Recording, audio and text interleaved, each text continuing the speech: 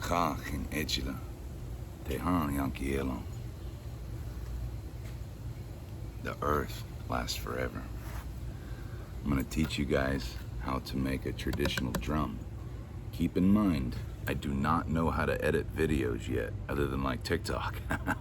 So I'm hoping we can get through this whole thing in one shot, but if not, I'll do like a part 2 if our minutes rack up a little too high, part 3, part 4 if that's what we need to do. I've got my drum. It's maple out of a single tree. Got it painted, and I painted the story of how the drum came to be, at least the way it was told to me. Now keep in mind, I'm going to share this story because, you know, why share how to make a drum if I'm not going to share the story about how it came to be? But keep in mind, this is not a debate. There's no one correct origin story of the drum. Each different tribe has their own story. And not only that, like even different, you know, hochankas, like altars and clans within tribes have different origin stories. So the way that it was told to me was that there was a bear named Two Legs, and he walked upright, this big giant bear, and he wanted to be a part of this organization called Wakantanka, right? And the earth and the first thunder being and the blue in the sky, these different beings were part of this Wakantanka, right? So the bear wanted to be a part of this organization. So he would pretend like he was sleeping outside of the lodge where they would meet up and sing these sacred songs and play this drum, right? Well, he's listening in, pretending like he's asleep, but he's listening and he's paying attention. So back in the day, before there was human beings, before there was buffalo, there was the De Oyate, the nation of beings who lived underground.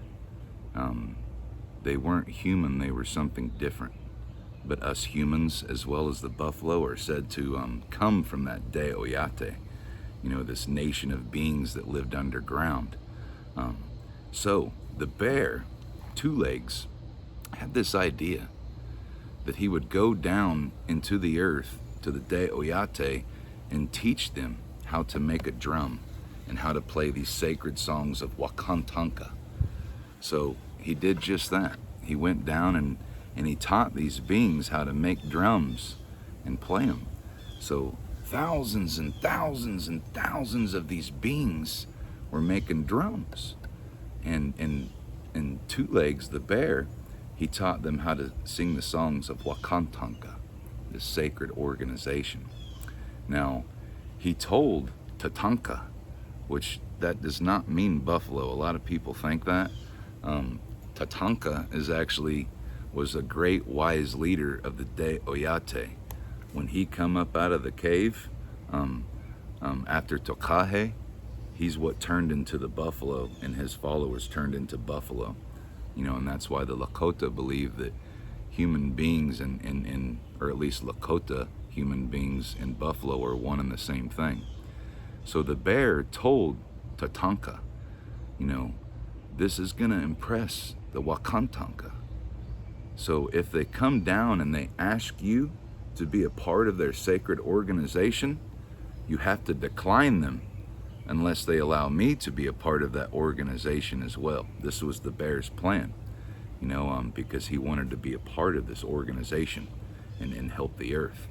So this first medicine man, this first bear, this was the one that taught us how to, what herbs to use, you know. So, you know, pejuta, you know, like herbs, like things, and not just wachashka, you know, the wachashka wakans, as far as the spiritual side of the holy people. You know, there's also herbal medicine people too, and the bear taught both, you know, as well as this drum.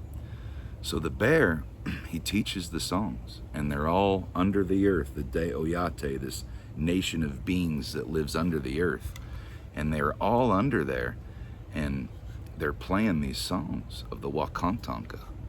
Oyate, Wamayakapo. Oh yeah. You know, so the first thunder being, which is this, it's not the devil. The first thunder being, she heard, it's actually like a hermaphroditic spirit, but he heard this boom, boom, boom. And there was so many beings under the ground playing the drum that the earth was shaking. It was like coming alive, like from the vibrations. And the first thunder being, thought to itself, that must be another one of me. Maybe there's a second one.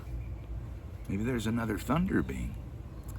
And so it went under the earth to investigate as it's roaming over, trying to figure out where the sound's coming from. And it went into the earth. And then all the Deoyate, these beings that lived underground, they got really scared because there was this giant thunder being standing under the earth with them.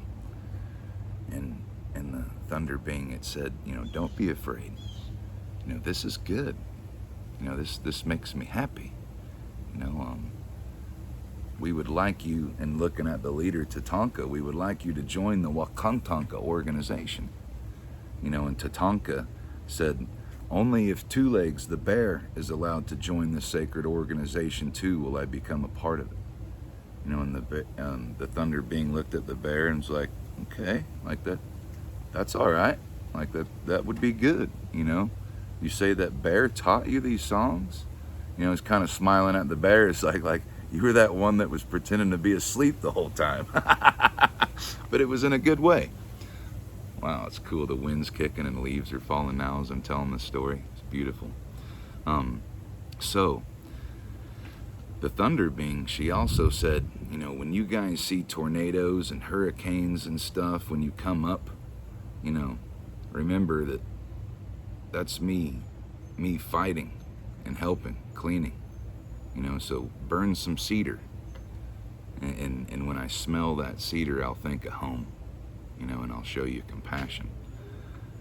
So that is the story of how the drum came to be, as far as the bear learning these songs of Wakantanka, these divine beings, and teaching them to the Deoyate that then turned into human beings later on. That's a whole different story. Keep in mind, to tell that story correctly, it would probably take me a few hours. And I can't upload a video that fast. So let's try to get to drum making. So, got my hides. I gotta clean it off a little bit, it looks like. I already had a cloth ready so I could get all the excess water off. Now, this is rawhide, so why is it all flappy? That's because I soaked it for 24 hours. Just put it in my sink and put a stopper. There's some lines where I was kind of, getting the configurations of how I was doing it. What I like to use is the shoulders of the buffalo. Not necessarily that hump part, because then it gets a little rigid, and wants to kind of bow out. But I like the shoulders of the buffalo because look how thick that is, man. That's so thick. Like this one, even thicker. Look at that. Now that gives it that boom, boom, boom, boom, instead of a ding, ding, ding, like when you hear the drums made out of goat skin and stuff like that. So I'm getting this ready, and this is going to be my bottom. Now, I could have cut this thing in two if I wanted and made two drums, and what we call hand drums, where you would hold it back here, and there's rawhide straps, and there's only one side. But this is going to be a two-sided drum, kind of like a powwow drum would be, but obviously a lot smaller than that. So I got that one there, and I'll keep kind of raising up the drum so you can see what I'm doing, or I'll back up a little bit so you can see on the camera better. But one thing that I want to do too is make sure that I find the thinnest part. Like, see, that's going to cover up most of my painting, so I want to get the part that has the most space over that little painting part that I did. And the blue dots are hailstones, by the way. So before I get too ready on that bad boy, I'm gonna get my straps ready, which I am just pulling these out of a pot of water. So what I'm gonna do is set this pot down right in front of me and find the end and start getting this unknotted before I start getting all the water out, as far as running that towel across it. You'll notice this is a lot more white than my other skins, these straps. So how I'm gonna accommodate that is a good old Indian trick called using coffee to stain your rawhides or leather. The reason why it's also different colors is this is actually from a cow, where the drum heads are made out of buffalo. But I live in South Florida and there's not a whole lot of buffalo around here. Cool, so I got it all up. Now I'm just gonna dump this pot of water. Now all rawhide is, guys, by the way, this is animal skin, but it hasn't been tanned into buckskin. Like you know, if you're wearing leather pants, that's like buckskin. As far as that's tanned leather, that's not rawhide, or you wouldn't be able to bend your legs when you walk. You'd be like straight legging it. So all I'm doing now is just dropping this other end back in the pot. It's just a little cooking pot. Same cooking pot that I cook out of. And I've got soap. So I'm just grabbing an end and just kind of working that towel around it, because I'm gonna do a little coffee stain. I'll show you how to do that. But what I don't want is all that excess water on it, because then that's gonna kind of compete with the coffee dye. And all I did to make the coffee dye was just boil some water and basically just run like you're making a cup of coffee, but I made it like really, really, really, really strong. You know, and that's why I'll keep some like nasty Folgers and stuff. I started drinking enough good coffee that I've become kind of a coffee snob. I find myself liking Folgers as much as I did back on the res. So I'm just working this through. I'm also kind of, the way I'm putting that around and around, I'm trying to do it in a way where it's not going to get all knotted up really easy, because I don't want to cut this and make it shorter. You know, I want every inch until I'm done with the drum. I've got more than enough, it looks like. I'm gonna go ahead and rinse or dry out the inside of the pot, because I mean, why bother getting the leather dry if you're gonna put it in a wet pot? So get that all going. Lean up here and grab my coffee. So this is some nasty, like I wouldn't want to drink that. I actually made this 3 days ago and was using it on the knife handle that I made. And I'm gonna need to get that knife ready, so I'm gonna set it over here. See that knife handle that I made out of rawhide. So all I'm gonna do is just get plenty of this wet with that nasty coffee, and see, and I'm just sitting there and putting it over. Now look at that. Look at the difference. You got brown versus almost white. You know, so that's why I'm doing that, simply so it just matches the drum a little bit better. You know, because again, let's look at the drum heads that are bison and you know, were done the traditional way versus some kind of cow rawhides. You know, these were probably done in a factory, you know what I mean? Is what it is, but the heads, I like to do at least the traditional way. If I had a buffalo, I would sit there and do do the straps like that too, but I don't.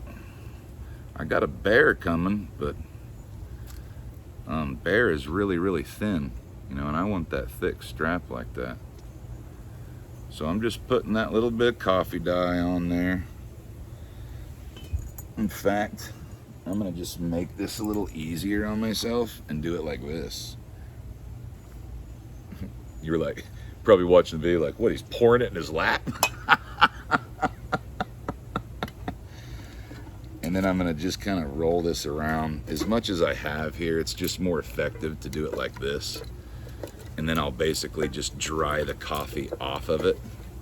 Look at that. Perfect.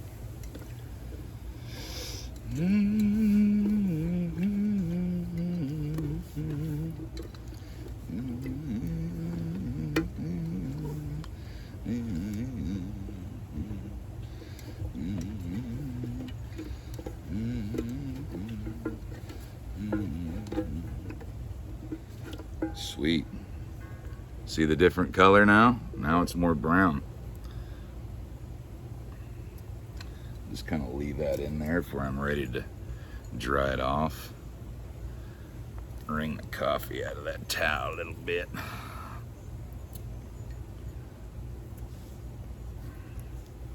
What are we at? 16 minutes now. Probably gonna be easier to just do a part 2. But don't worry guys, I'm not gonna like do these little teaser things to where you gotta wait 4 days to watch part 2. I'm gonna keep doing my thing, making this drum. I'm gonna just hit video off and then back on, and we're just gonna start right back to it, okay? See you dudes in 3 shakes of a lamb's tail.